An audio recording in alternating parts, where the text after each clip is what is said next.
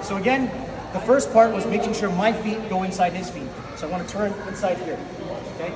Now, what I want to do is to make sure I got to expose his arm so I can actually step in to try to throw him. So the hand that's grabbing this side, I'm going to pull it up and out. I call it looking at your watch, right? So the hand that's grabbing on his arm side looks up at the watch. This hand, as I step in, reaches around his back.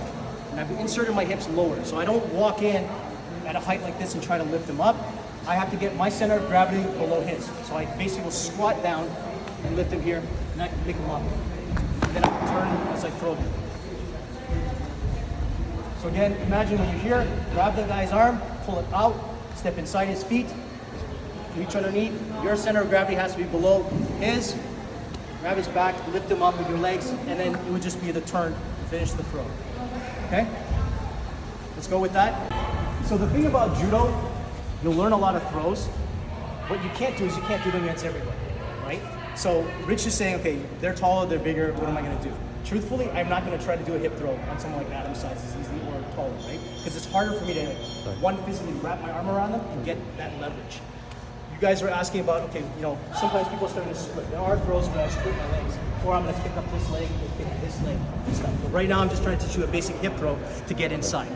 Does this work against everybody? No. You should primarily try to do this against people like smaller than you or roughly your own size. People much bigger than you, you're gonna have a hard time unless you actually get good enough timing and they're really off balance for you to be able to throw them.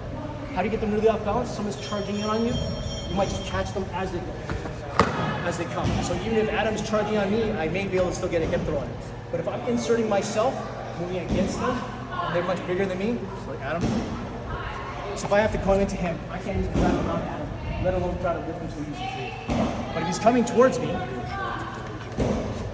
it would be easier to do some type of hip throw, okay? So right now, again, we're learning fundamental basics. Later on, you'll start to realize, okay, you can't do them against everybody.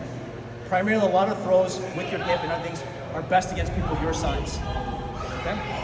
So that's a good question.